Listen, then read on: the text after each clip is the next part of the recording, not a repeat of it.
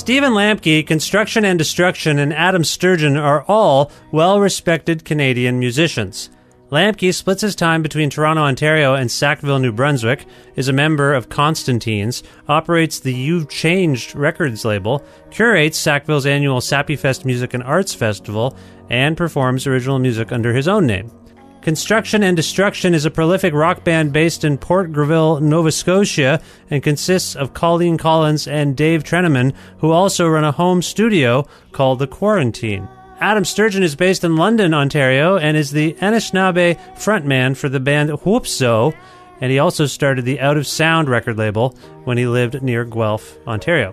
Out of Sound just released a new EP called Revolution C, which is a collaboration between Stephen Lambke and Construction and Destruction, and ahead of some tour dates together, I gathered all of these people for a conference chat about their relationships, the troubling state of big and small cities in Canada, the songs on Revolution C, future plans, and much more. With the support of listeners like you who subscribe to this podcast and spread the word about it, and make flexible monthly pledges at patreon.com/Creative Control, plus in-kind support from CFRU 93.3 FM, Pizza Trokadero, The Bookshelf, and Planet Bean Coffee in Guelph, and Grandad's Donuts in Hamilton. This is the 449th episode of Creative Control, featuring Stephen Lambke, Construction and Destruction, and WHOOP-Szo's Adam Sturgeon, with your host, me, Vish Khanna.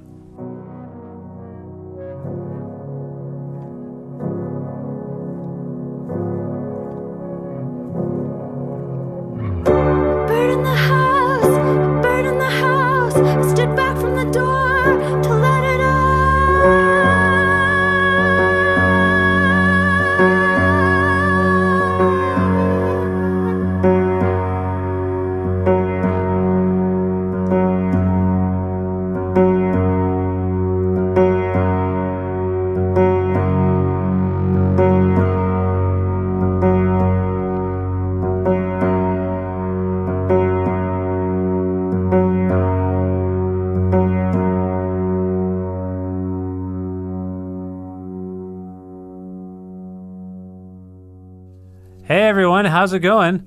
Hi. Hello. Hi.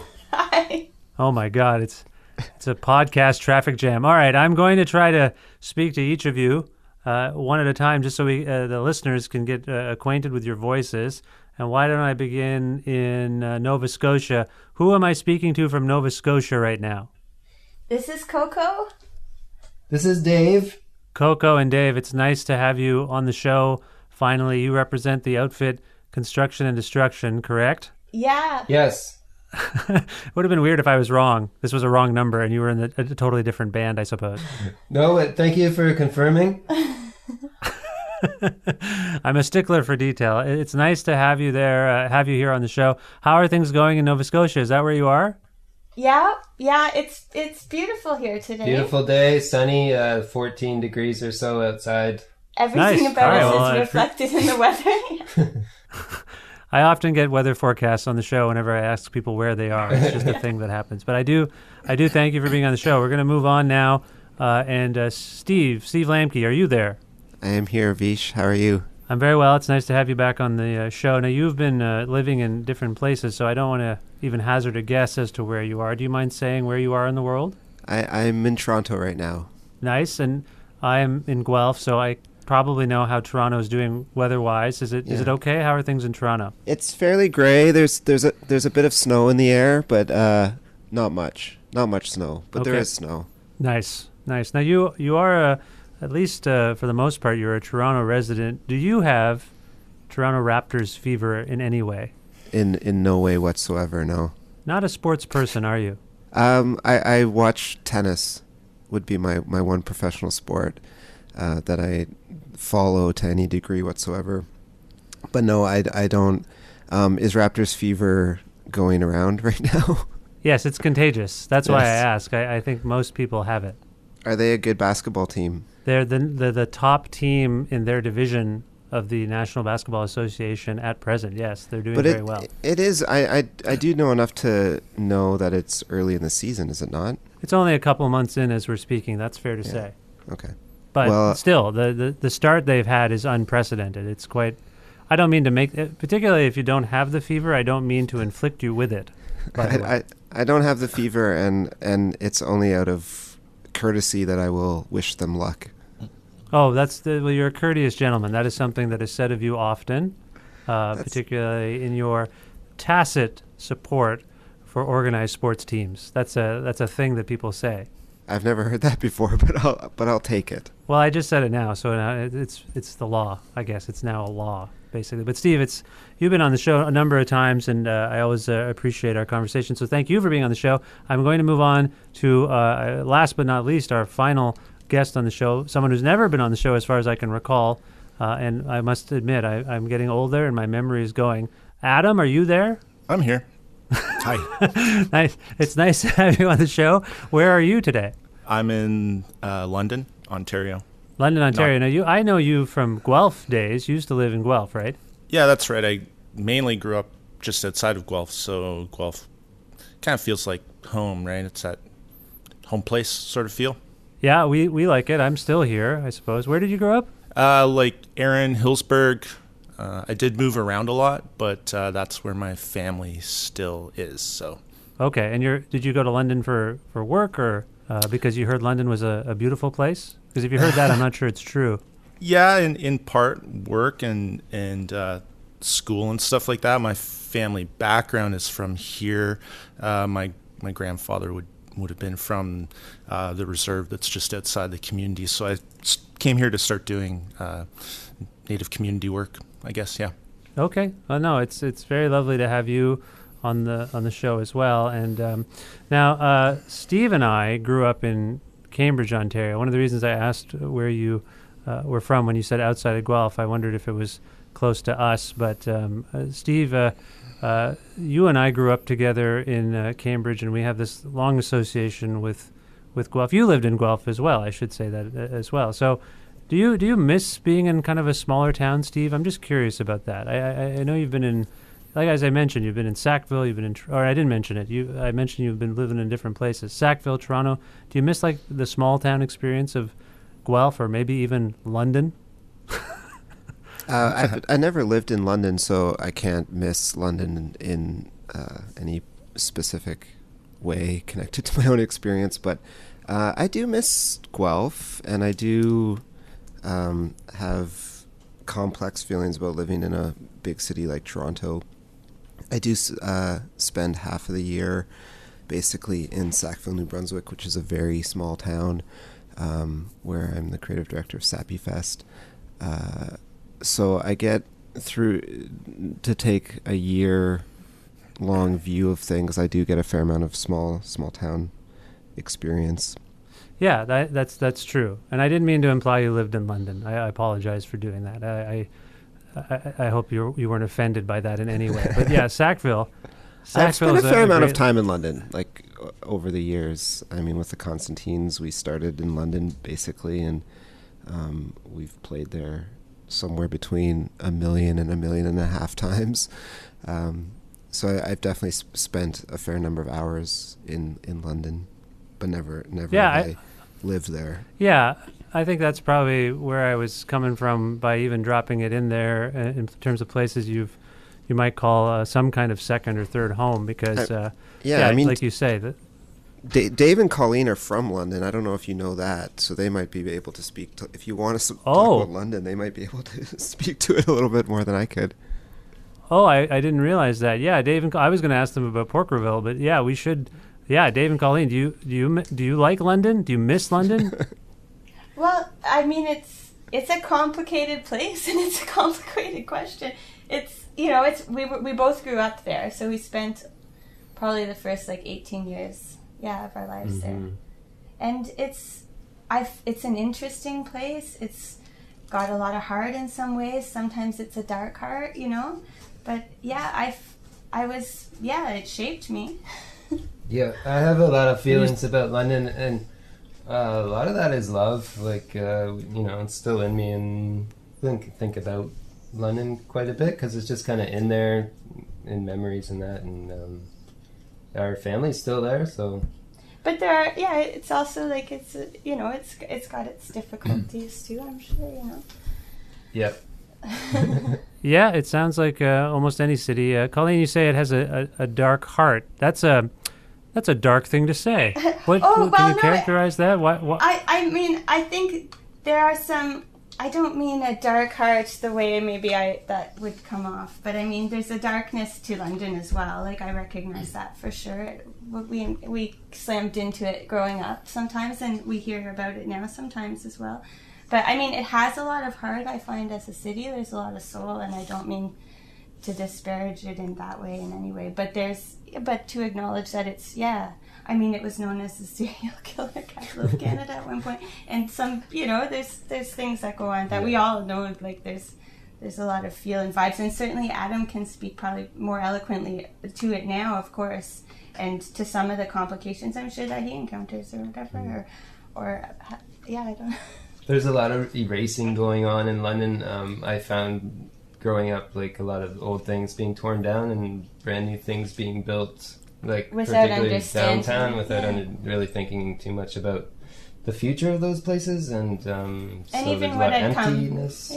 What came before and everything, Yeah, and then a couple places that we'd hang out quite a bit, like the Embassy Hotel and the Brunswick Hotel, that are just gone now, and other places. I don't know, Dr. Disc, that's also gone. So it's just a place that's constantly changing. And I saw some amazing shows at the Embassy venue. Some of my favorite shows, actually. And is it true that there's some rumor that it was like it burned, right? It burned down. Is that right? That's what we heard, and that's we saw the spectacular sort of absence of it. Yeah, a big hole with a fence around it. I don't know what it is now, but that was a couple of years ago anyway. Yeah, it's sad. Well, I mean, Colleen, you alluded to the fact that Adam might have a better perspective on London. By the way, this whole episode is not going to be like a geography lesson for our listeners, or like some kind of city assessment. But since we're on the topic, I mean, Adam, I think we're all pretty into geography in some way. That wouldn't be so bad. Yeah, no, I would agree. Adam, can you speak to the present state of London in some way? How you find it as a newcomer, so to speak? I mean, I feel like you've been there a few years now, right? Yeah, I've been in London for basically 10 years, almost 9 and some, and I do a variety of different social work type things in the community. I think the big thing, and most simply probably, is just that it's experiencing an opioid and housing crisis, and has experienced inherent racism, and that's all pretty common and out there. So it has a lot of challenges, and it's I think the 10th biggest city in the country, but also kind of feels like a small town, what with the state of the downtown core. But it's pretty rough. It's in a really rough place. Lots of improvements are trying to be made.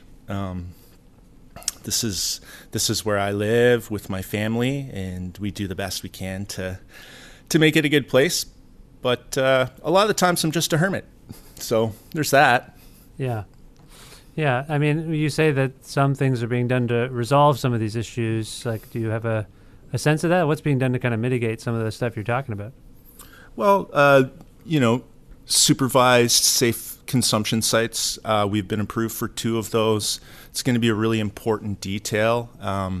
In the city of London, there's only one neighborhood that receives more cleans, like harm reduction. So clean needles, syringes, and apparatus to inject drugs safely, and that's East Vancouver. Other than that, it's London, Ontario. So we have a very serious epidemic, and the health impacts, and for all the rich people who are concerned, the economic impacts that are associated with that kind of stuff.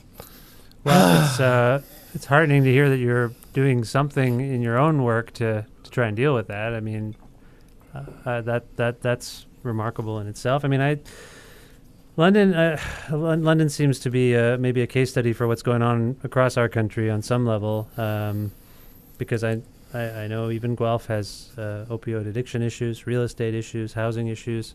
And yeah, something's just kind of up. I mean, Steve, your band, The Constantine, is playing a couple shows at Call the Office. And as far as I recall, that venue is at least for sale, if not sold. Do you have any updates on that? Do you know anything about what's going on there?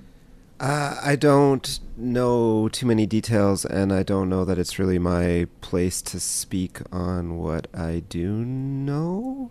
Yeah, sure. Maybe. Sure, no, that's fair. I think it's safe to say that there's big changes coming at Call the Office at the very least. Yeah. Well, I just wonder if it speaks to, because in Hamilton, another venue, This Ain't Hollywood, is being sold, and the interesting thing about that situation is that 10 years ago the owners bought it for something like $300,000, and it's listed for $2.1 million. So you're getting this bizarre real estate stuff going on that leads to displacement and stuff like that. I mean, I assume, Colleen and Dave, are you seeing this? Like, I don't know much about Porkerville. It's a pretty small town, right? Are you experiencing anything similar to what we've been talking about in terms of some of these bigger cities? I think it's a different, yeah, I mean, it's a different matrix, kind of. I think in the rural, a rural life and an urban life can be quite different. It's something I've discovered since living out here. The experiences and problems for youth can be similar in some ways, but in some ways I think they can be exacerbated being out in isolated areas. But then, of course, there are opportunities to be close to nature, which is, incredibly nourishing. So, but yeah, I think there's crossover, but I think it's different. And sometimes living out here, it's interesting to see how rural communities sometimes can be forgotten or in terms of like presumptions of access and stuff like that. So I'm not sure. I may have deviated there a bit from what we were saying, but yeah, similar but different as well. Dave, do you have any thoughts on that? I don't know. It's a different economy, I guess, in Nova Scotia than Ontario. I think it's safe to say. Does Porkerville have like a particular industry it's known for?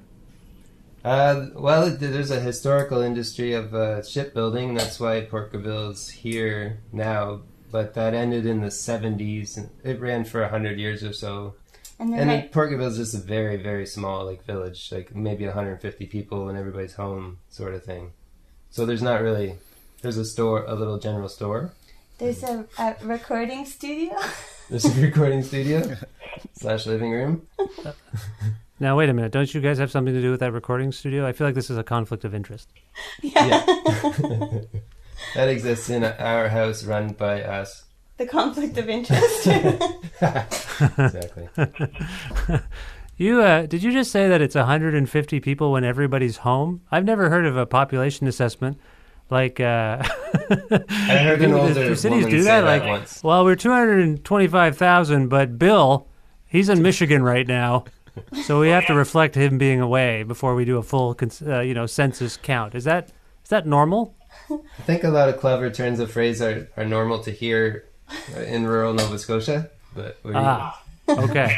Well, I appreciate the distinction, and I appreciate you all talking about cities with me for a little bit. As it happens, we are gathered to talk about a release called Revolution C. I don't believe the C stands for city, so maybe I took some leaps there. But I want to ask you about this recording, and I want to begin with Colleen and Dave, and maybe we'll start with Colleen. Colleen, can you explain where this release kind of came from? This is an unusual release on some levels because it's a joint venture between you and Steve here, but can you just give us a little history of this recording? Yeah, I'll do my best. We initially we played it was the Bloor Ossington Folk Festival, which I think no longer is not happening anymore, but did for a while in Toronto. So yeah, we were invited to play that, and they do a draw from all the artists who played for some recording studio time that Revolution Recording from Toronto had donated. So we were the lucky recipients of that. So we were awarded 10 hours of recording studio time at Revolution in Toronto within a year of that date or whatever it was. So we began to sort of think about how to make use of that. And even we had initially talked to Adam too about doing something during that time with WHOOP-Szo. It just seemed like it might be a little too many people logistically. So we hadn't really thought of any other alternative. Of course, someone like Steve is always in our mind. So when we were going down, we contacted him as we needed a place to stay. We thought maybe he would want to play a song, and we needed, yeah. So wait, just to be clear here, you've enlisted Steve Lambke to be on your recording, at least partially, because he could provide you with shelter in Toronto. Is that what you're saying? That's what I said. But of course, we were always looking to make music with Steve. Well, he's one of my favorite songwriters. Steve, does Colleen's assessment kind of check out to you? And by the way, are you, now that this has come to light, are you at least a little self-conscious that maybe... No, I'm kidding. I know you guys have a long relationship. Well, and Colleen was very, very clear about it from the beginning. Colleen and Dave called me, I guess it would have been the morning before the session, maybe 2 mornings before, and Colleen said that they were about to get in their car and drive from Nova Scotia to Toronto, and could they stay with me, and would I be interested in joining them in the studio? So it was very, all the cards were on the table right from the beginning. So none of this news is shocking to me at this point. Steve, can you maybe, for those who might not be familiar with Construction and Destruction, I mean, you've been on this show a few times, and for those who don't know, you alluded to the fact that you're a member of the Constantines. You make your own work, but at least for people who listen to this show regularly, they may not be as familiar with Construction and Destruction, though the name has come up a few times. Just from your perspective, because I know you're a longtime fan and supporter, like what is it about Construction and Destruction that sort of appeals to you and your interest in their music? I have been a fan for a long time. We've met and toured together, sort of starting in maybe 2006, 2007, basically when Construction and Destruction was becoming what it is now as the duo. I think maybe growing out of a project that was Dave Treneman's solo project originally. I'll let those guys clarify if I'm right or wrong about any of that. Anyways, should we get Dave to interject now? Dave, correct. Is that correct? Yes, that's correct. Okay, we've solved it. We resolved that issue. I apologize, Steve, for interrupting. Please go on. So yeah, I have thought of them as peers and fellow artists who are making things that I'm very excited by for a long time. As well as good friends. You're asking me to sort of explain Construction Destruction, and I think all I can really say is that at this point there's a pretty massive body of work for people to discover, and it's all very creative and interesting and challenging, and it's both a construction and a destruction of rock music as we know it, and two unique songwriters, Colleen and Dave, and the sort of push and pull between their different approaches is fascinating to me, and the way they evoke both silence and noise with somewhat rudimentary tools is fascinating, and I love it very much. You are also, Steve, someone who I think in the last decade or so, the list of people you have collaborated with is just getting longer and longer, on record, I should say, and live. I know music is a social thing for you as much as anything. Is this a conscious decision of yours to just be open to, as new collaborators, just constantly working with different people after you've kind of become friends? It is conscious. It's also in the sense that I think that's one of the things that's really interesting about music as a form, is that it is inherently collaborative, and it can be a conversation between myself as a songwriter and other people as musicians or other people as songwriters. it's also a practical consideration in the fact that I'm often touring very low budget and making records with very low budget, and so pulling in friends and fellow musicians who are interested and available, which is just to say, like, I don't have the budget to like have a band, like a full-time band that I can keep busy and employed and alive and with just all their human needs of food and shelter. Right. No, okay, that's fair as well. Well, I want to get into the songs in a moment, but Adam, you are involved in this particular release because the label, we mentioned a few things that you do already, but you also are involved in Out of Sound Records, which has been around for how long exactly? Well, I started when I was 16, very poorly, I might add.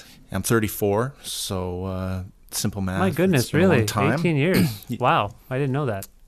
Yeah.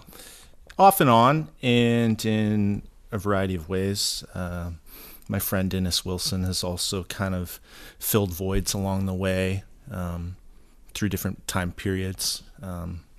So between the two of us, we've kind of been running the label for a good 15 years. Started out by doing very, very small releases for all the bands that were the regional bands that didn't live in Guelph, kind of, it seemed like. And then we got into doing some compilations. I was a really big fan of those punk compilations, like the Fat Record comps and stuff like that when I was in high school. But I was also really veering into the Canadian lexicon of music, and fell in love with a few of the bands that kind of really represent that, I don't know, that underground community that I feel like bands like C&D and Steve are kind of part of that legacy. And rather than I noticed that a lot of bands along the way try to dissuade themselves from the particular influences that they have, things as basic as rock and roll being an inevitable influence on everybody, but I really like to embrace the bands that came kind of before what I do. And so anytime Out of Sound can be a part of a small part of that's cool for me. I like that a lot. I mean, you mentioned a couple of the comps that inspired you. You mentioned Fat Records, which is an independent label, but at 16 to have the motivation to start your own label, I mean, that's interesting. That's an interesting artistic and business decision for a 16-year-old to make, I think, on some level. I think maybe Steve can correct me if I'm wrong, because we might have known each other around then. We might have had similar impulses, right, Steve? We should have a label. We should start a band. I feel like we did that. Am I right? We started a band. We started bands. I don't remember. Was there any talk of ever starting a label? I don't remember that. But I remember we were enamored of labels. I think we followed certain labels and thought labels were cool, which is, like we trusted labels early. Like the labels we liked, we would, I think anyway, I'd be like, oh, well, if this is on Touch and Go or Merge, I might just try it out, Absolutely. So anyway, Adam, like, why did you want to start your own label at 16? I really just like the DIY craft nature of all that. At the time, CDs were really accessible for making cool little art projects, and I wanted people to hear my music a little bit. And I also wanted to become a part of the community. So I thought the compilations were a really good way to do that. And I was really surprised when I asked some of my favorite bands to contribute, and that so many were so eager. I think I was really naive about a lot of the music industry and stuff like that. But yeah, that's basically it. I find myself to be hyper creative, and I like to see projects through. I don't like to leave them sort of sitting in the wings. So I guess I'm a bit prolific in that sense, where I really like to complete little creative ideas from my mind, I suppose, or something. I hadn't contemplated the social aspect of creating the comp. Like you actually meet people when you create a compilation. I never thought of that. Yeah, and I'm so shy. That allowed me an opportunity to begin to find some more people that I could relate to. Unlike Steve, I was from a sports background, and it's just like a totally different world. And I was looking for kind of a different way of life. I'm sorry I chuckled. I just like that I may have started a rumor that Steve is just anti-sports. I wouldn't say I'm anti-sports, but I would assume we could all agree that there's some reason to have skepticism about professional sports. Absolutely. Yeah, no, you're right. Adam, I do want to stick with you in talking about this release, Revolution C, because Out of Sound has released this thing. When you heard it, do you remember what you made of it and maybe why you wanted to be involved? Why was it a good fit for Out of Sound? I think it brings together all of the relationships of the artists involved. They kind of like bring large pieces of themselves, so I could really feel each of their presences, I guess. And yeah, we're always looking to branch out in small ways. We already did a release with Dave and Coco and a local here in town, James Kirkpatrick, and they went by Delta Blip. And that worked out really well. So we thought we would do this again. And yeah, Out of Sound is, kind of folded back in on the music industry a bit. We're pretty old school right now. And I think when we started, we were trying to be sort of innovative in participating in DIY sort of digital mashups and stuff like that. And it all got so convoluted and very fast that now we just kind of take it slow and support good people that are doing good things, that have opened their doors to us, which, Dave, Coco, and Steve are, some of the most humble people that you can come across. So, like, why wouldn't we get behind that? Yeah, I mean, all of you have some experience in either self-releasing music or, Steve and Adam, you each have labels in Out of Sound, and you've changed respectively. I'm sorry, Colleen and Dave. Let's go to Dave. I miss hearing Dave's voice. Dave, do you guys have like an imprint of your own, so to speak? I'll take this question, Pete. Our vanity label is the same name as our recording studio, which is The Quarantine. Right, but do you put out releases by other people? No, that's pretty much just our own kind of construction and destruction label. That name comes with the package, and that's about it. Okay, no, that's fair. I thought that was the case, so I just wanted to verify. But Steve, Adam mentioned that Out of Sound kind of folded in on itself, so to speak, in sort of, I think, some reaction to the music industry.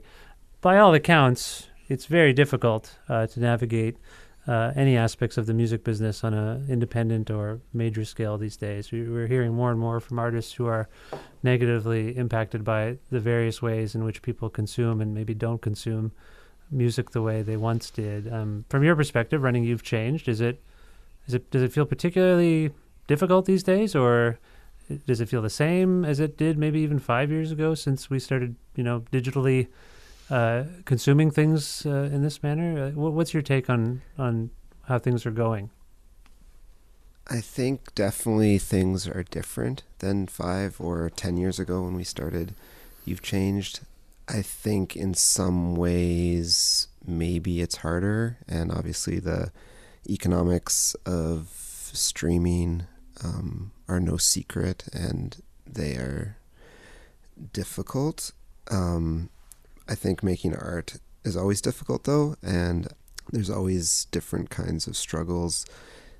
With the label, it's funny to talk about the label because, in a way, like, it's a very real thing. We're celebrating our 10th anniversary next year. We've put out 35 kind of album projects with people, but the label itself, like, as an entity, comes second always to the individual projects. So my approach is always to try and think about what's best for that project that we're discussing or looking at the time. which means like, you know, a Daniel Romano record has different needs and possibilities and contexts than like my next record, or you know, a Napeyes record is different than a Partner record. Or so to talk about it becomes difficult because it's like I say, in some ways it's just a name that these things have on the back of the album jackets, but it's not conceptualized as a thing in and of itself in a lot of ways. You're saying it's primarily driven by, it's project oriented. It's project oriented, and it's like, by conception, I think the only thing that I really could say is that it is by design and in practice an artist-run label. So the idea was very much that we'd be helping each other out. In practice, that's become a little bit more than I'm helping other people out, but it's important. If I was not also a practicing artist, I don't think I would be doing it. Yeah. Okay, which is similar in some ways to like my work with Sappy Fest. Like, it's a community-run thing. It's not a top-down organization, and You've Changed Records is not really supposed to be a top-down thing either. Like, I'm not dictating anything to any of the people we're doing. I'm trying to assist them in what they're doing. Okay. Well, I appreciate that insight. Well, I want to, like I said, I keep saying this, and I think we should get into Revolution C a little bit here more. I want to begin just by asking about some of the songs. Well, there's only 3 songs. What am I talking about? We'll talk about the songs. How about that? Colleen, what would you like to say about Failed Alchemy? Because I was trying to get a sense of it. It's an interesting opener for this project because it is a collaboration, and just the notion of failed alchemy kind of struck me. Can you talk about what inspired that song? Because I ask you because you are ostensibly singing lead on it, correct? Yeah, that was the one. Yeah, we each kind of brought a song to the table, and so that one was mine, and then Steve's was at the start of the song, and Dave's was Expanding Universe.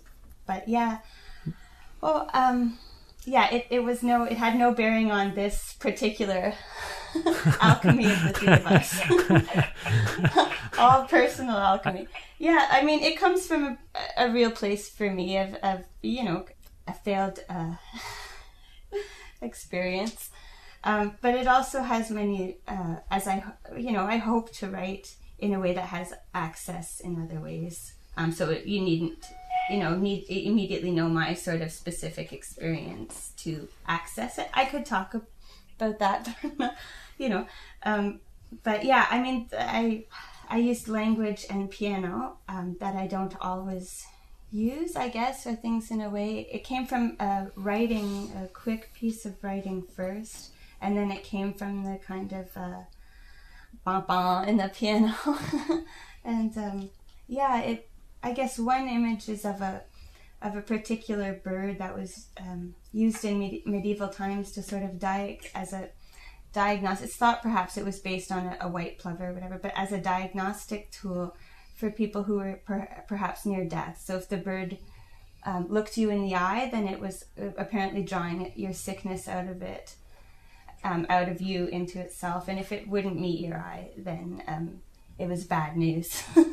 So I've been, crazy about birds these days. And Dave, what do you make of what Colleen's saying there? Does she have a weird thing about birds? It sounded a little eerie to me. Yes, the birds are popular around here. I also love birds, but yeah, Colleen's continuously looking out the window, and we live in a really rural place, so there's always different birds around, and we're always trying to figure out what we're looking at, and also developing relationships with certain birds that we know have been here long before. Maybe not the particular bird, but the family of birds have been here before we have. So we do feel like they're watching us, and they know us, but we don't necessarily know them because of things like they all look the same, and within the species, to us anyway, or to me. So it's hard to. Anyway, birds are interesting. Particularly, I enjoy how watching animals. How you can apply information you can learn information from watching like an animal or something that you can apply to people that I might have, be more blinkered in my observations of people. So there's a kind of clarity of observations of animals sometimes that can be, that can reveal things. I'm sorry to interject there, Dave. Whatever. No, it's your song. But as to work off of what you were saying, I think that's part of the reason why we both are into animals so much. Particularly right now, it's conversation can be fraught and difficult, and how to think, look at things and observe things in a way that's maybe coming at something in a different. I don't know. Colleen, you mentioned that the song was inspired, or rather, came about via a quick burst of writing. I think you said something along those lines. Do you remember what inspired that sort of quick burst of writing? Yeah, a bad experience. Kind of like I thought I was going to be very sick or whatever. So, I had a kind of a diagnosis of or whatever that I thought I was going to be ill, and then I wasn't. So that's the shit that loosens the pen.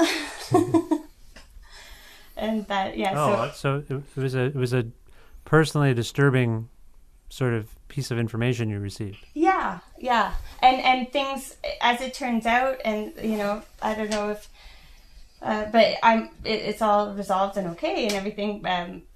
Not whatever, but sorry. So this, I often find that I make a lot of, in writing songs, there's a whole stack of notes that I draw from, and sometimes those notes go nowhere and have nothing to do with the song, and the song starts all over again from somewhere else. But sometimes something gets taken from a quick note or whatever I have written before. Well, I'm glad to hear you're okay. Obviously, I mean that's awesome. You're okay. You're feeling good. Everything's good?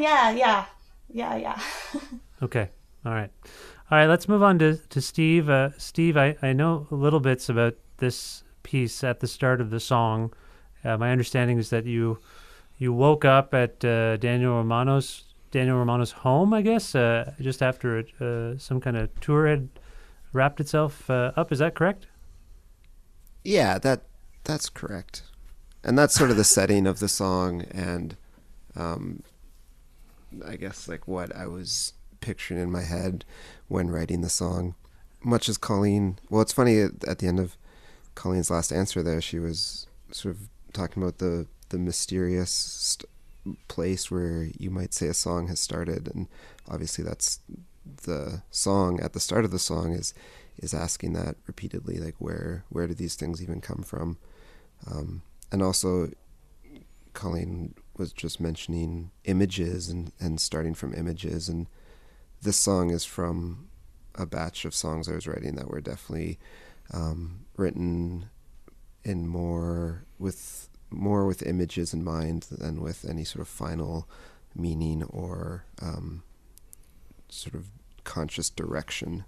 You are among a group of songwriters lately who share a community, and I've noticed that some of you are citing one another by name, which I find fascinating. Like Daniel Romano has a song about Jennifer Castle, and now you have a song ostensibly about Daniel on some level. I mean, you know what's going on there? Just like name checking happening more and more. It's fascinating to me.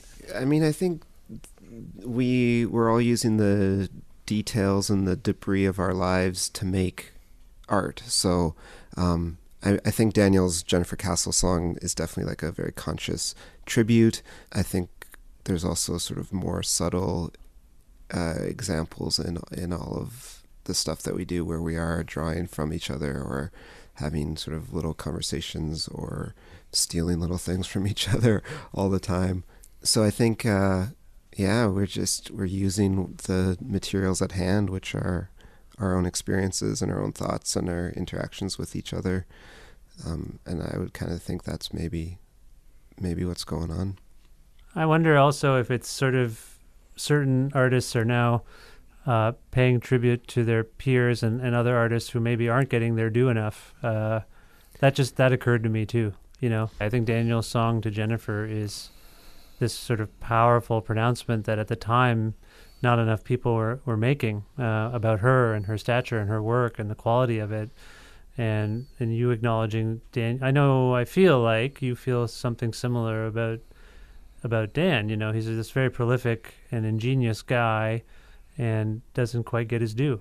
I agree with you. I don't think of this song as like a celebration of Dan. I think if anything, it's me like asking him quite literally the question, like as a friend and as a peer, like what am I doing here, Daniel? Is this a song? Is this the start of a song? So in terms of like the public presentation, I don't think it's a tribute in the same way Daniel's song to Jennifer is. Totally fair, but the deference is present. The fact that you are like, Dan, I need help. Like that sort of speaks to what I'm... Yep, absolutely. It's funny because Daniel wasn't even there the morning that the song is sort of inspired by, and so it's maybe more addressed to his absence or something. And is there anything you want to say about this is a musical, this record is a musical collaboration as well, in terms of the role of calling in Dave, Steve? Like, what are you playing on this song, by the way? I'm singing and playing the main sort of rhythm guitar. Mm-hmm. And maybe I put the piano on. I can't remember, actually. I think maybe I did. The thing I would say about this is, as we mentioned earlier, like this particular recording session came together fairly unannounced. It sprung itself on me anyways. I'm not sure how long Dave and Colleen had sort of looked forward to this exact date, but I didn't have a lot of time to prepare. And I was also skeptical that I would even really necessarily be a part of the session in the way that I was. I thought maybe I would just go along and hang out and whatever, see what happened, but I didn't write the song specifically for this. And at the studio, I played Colleen and Dave a handful of things that I was working on, and this was the song that they sort of picked out of the batch that they responded to. So its inclusion there is based on their sort of response to it. I see. Okay. Well, I don't want to leave Dave there's more questions that are percolating, but I feel like we should get Dave. Dave's pretty cool. Let's get Dave involved here to talk about this last song on this release, Expanding Universe. Dave, do you want to talk a little bit about what might have inspired this one? Hey, yeah. Well, we have a subscription to Scientific American and read a few, I don't know. I'm always looking at the articles about the universe and the origins and looking back to the Big Bang and things like that. And basically, I think the standing theory is that the universe is expanding indefinitely. So it's actually just galaxies are just, basically coming apart from each other and everything else, and eventually all matter is going to basically dissolve almost, or just come apart and not even be able to hold itself together because of proximity. And also, I don't know, it's just about that theory, and then the feeling that gives me a feeling of loneliness, and fate is not good. I would tend to think, maybe the universe is going to blow up from the Big Bang and then stop at some point and then just go back down into the size of a basketball and then smaller into a tiny little thing that they call pure energy or whatever, and then start again. But apparently not. It just kind of expands and it's just going to fall apart. At this point, maybe things will, people will look at it differently someday, and it'll be a different theory. But anyway, that's basically just what that song's about for me, I guess. Does it provide some kind of analogy from your perspective of like the way humans are interacting with one another? Yeah, I do say something like everything is running away or whatever. So that's a good, interesting point. I can't say that I was necessarily thinking about that at the time, but maybe a little bit of that is in there. People are, people are a lot easier to access because of our technology of communication these days. But there's also, it's like you never really maybe access a person on a personal level too much anymore, unless they're very close. Right. No, that follows. Dave, can you sing the rest of any more answers you provide? Is it possible for you to just sing the answers? Anytime. Very good. Very good. Let's just keep that up. I want that to keep going. Colleen, is there anything you want to say about the kind of musical arrangement of this particular one? I'm still, like when I asked Steve about, and I'm sorry I failed to do this with you, it sounds like with Failed Alchemy you mentioned the piano aspect, but I'm actually just curious about the musical collaboration on, let's go with Expanding Universe, just in terms of how it worked with you and with C&D and Steve. Do you have any sense? It sounds to me also like this just kind of happened. You had your 10 hours. It was all pretty, just sort of occurred as it occurred. Yeah, it kind of happened in a casual way, and I think that's partly, of course, due to us knowing each other and sort of being confident enough of each other's musical voice, so to speak, and to collaborate in a kind of quick way like that. But Dave's Expanding Universe was the first song that we recorded of the day, and it's the only song that we actually, I think we all three of us played live some parts of it at the same time, if I'm correct, Steve and Dave, if I remember, I think. But yeah, we basically used drums and guitars and some bow bass and piano for most of the songs. And yeah, it was fascinating to be in the larger recording studio, in the recording studio with so much available to us, including an engineer, a kind engineer and his assistant. So that was quite a trip for me. I got tea brought to me when I got a frog in my voice, which Dave does here too, so I can't complain. But yeah, it was a great experience, and I'm thrilled to have collaborated with Steve on that. Was really cool, and working with Adam now is also really cool. It's been wonderful, beyond just the recording, sort of like working on all the other stuff too. So thanks, guys. If I could cut in quick, I would just love to say that I've wanted to play bass in Construction and Destruction for like 12 years or something, except for the fact that Construction and Destruction is absolutely perfect as a two-piece, and the sort of space between Colleen and Dave is sort of the third instrument to me when I hear it. But it was sort of a dream come true, and something that like I was secretly like just totally stoked by the whole time we were in the studio, that I was getting to play bass on that tune. Well, that's a very warm sentiment. This is a very warm feeling, despite the kind of, I think, inherent darkness on some of these pieces. It sounds like they all stem from some form of doubt. That's what my reading is, anyway, based on your descriptions of all of these songs. Like, what's happening to me? Is this the start of a song? Is the universe exploding? And are we done? I feel like that's all there, and it's it just sort of comes to light to me as we're speaking. So I appreciate the insight here.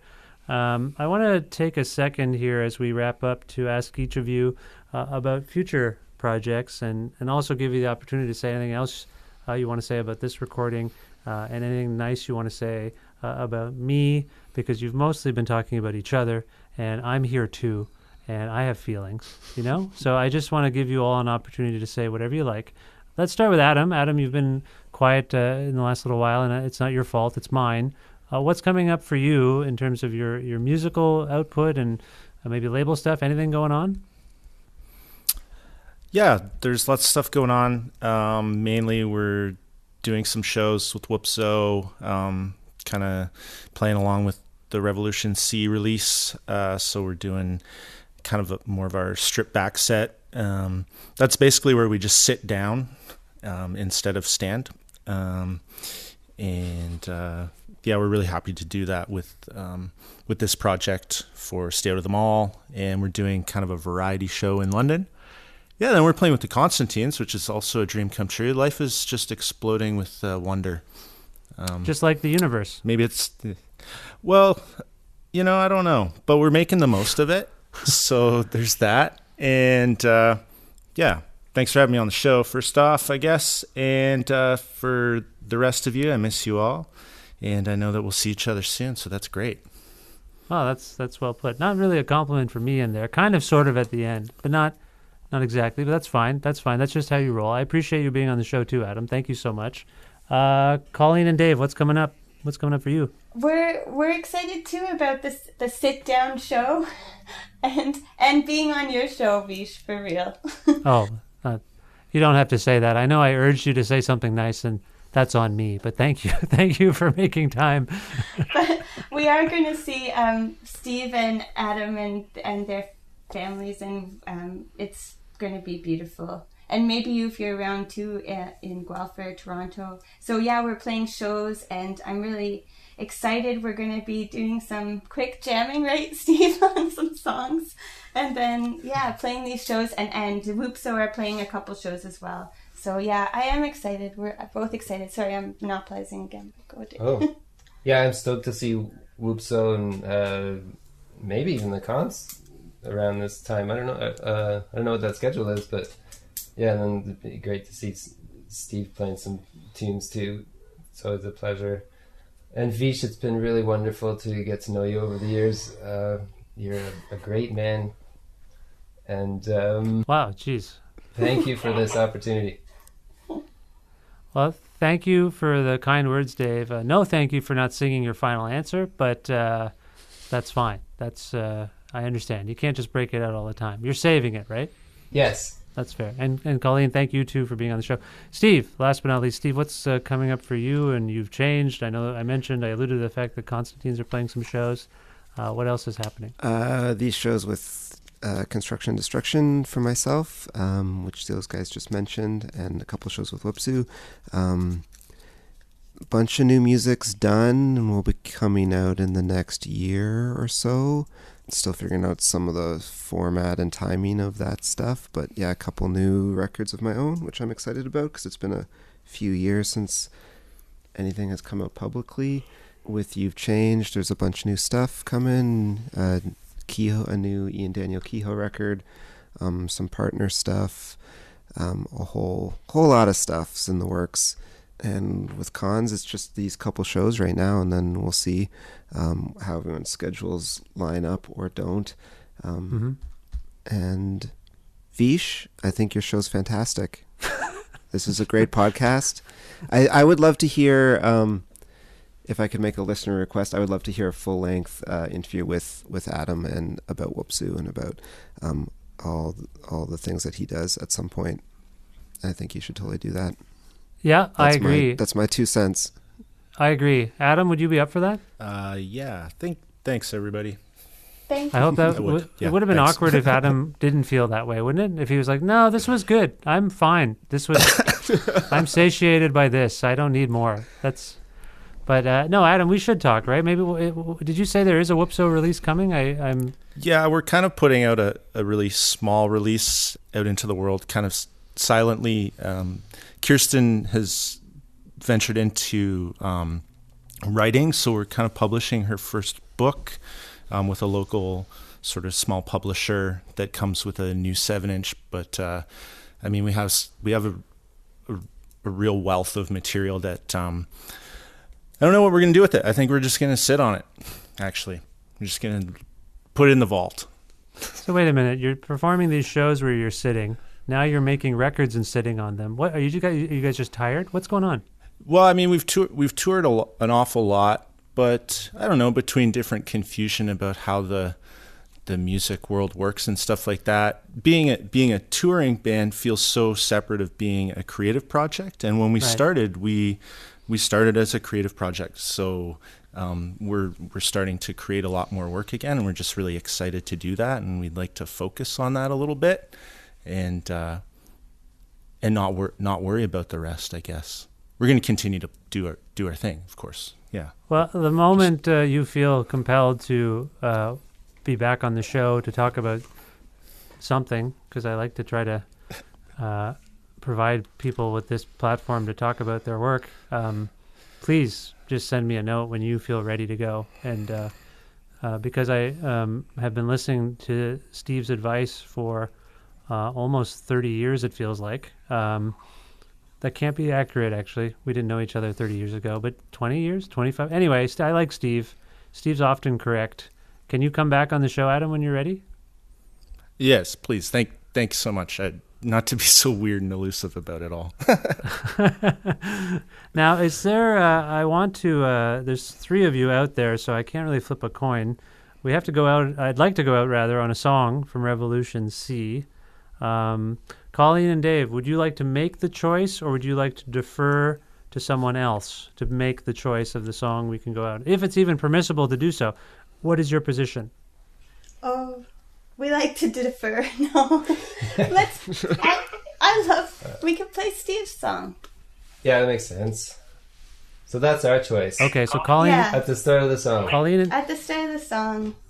Now, Steve, you'd be hard-pressed to argue against this, but I have made things incredibly awkward here. Are you okay with this? I mean, the numbers don't really... I'm completely okay with it. The numbers don't really fall in my favor to disagree, as it's 2 against 1, no matter what song I were to choose. So I know when I'm beaten. I mean, it's you're all collaborating together, so it's not like anyone's really whatever.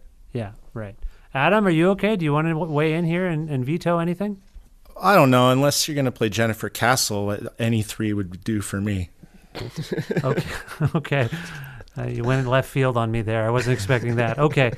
This is At the Start of the Song by Construction and Destruction and Stephen Lambke from their excellent new release, Revolution C. I'd like to once again thank you all for being on this show, and I will see you soon, and best of luck with all your future endeavors. I hope you had a good time. Thanks, Vish. Thank you. I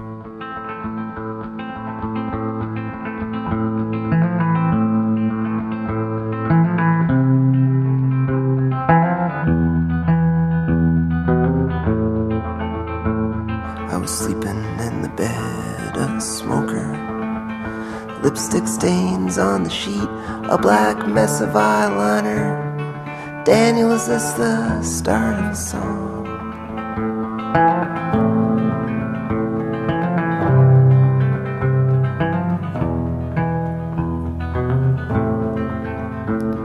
I was sleeping with your books piled neat beside the bed, and the window outside was burning.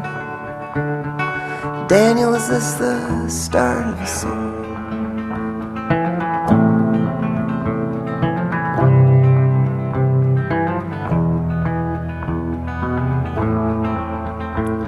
I woke in the morning, the door slowly opened, slowly closed, and slowly opened, and the window rattled in the pane like an orchestra tuning. The kingdom of paradise is not locked with a key.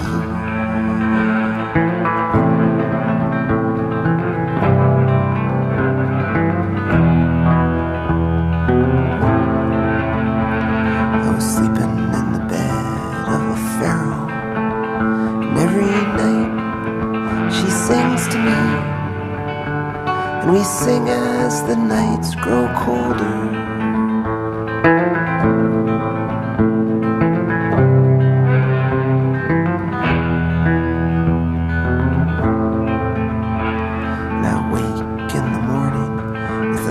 Suns behind my eyes, years have passed, my hair's grown longer, but my face beneath this mask is younger.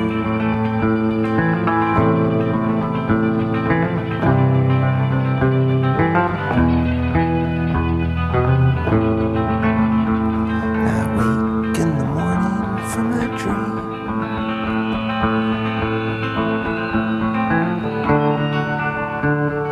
The window rattles in the pane when your brother plays the drums. Daniel, is this the start of a song for me?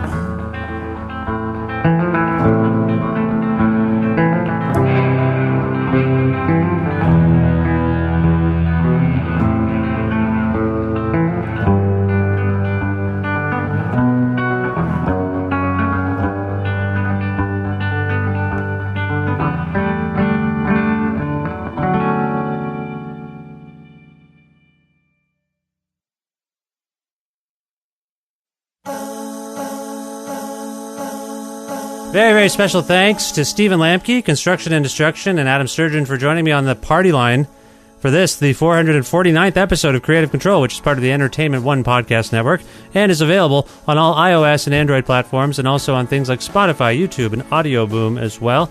If you can't find an episode that you're looking for on any of those platforms, or if you want to learn more about me and sign up for my regularly scheduled newsletter, please visit my website, vishkhanna.com. You can like Creative Control on Facebook. You can follow us on Twitter at vishcreative or Vishkhanna. Listen to a radio show version of Creative Control on Wednesdays at noon Eastern Standard Time. Around the world at CFRU.ca or on an actual radio at 93.3 FM if you're in or near Guelph.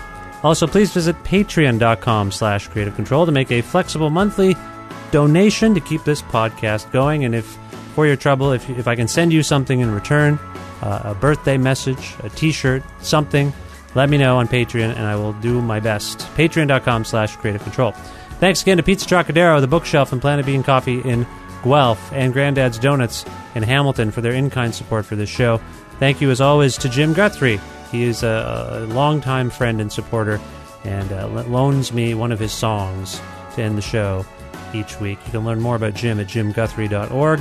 And finally, thank you very much for listening to this show and subscribing to the podcast. If that's something you do or want to do, that's cool. Thank you. And tell your friends about the show. That seems to be how the word is getting around. And I do appreciate anyone who does that because, it's just nice. It's just a nice thing to do. All right, I must leave. I'm going to go see Parquet Courts in Toronto. That's my plan. I will talk to you very soon. Bye for now.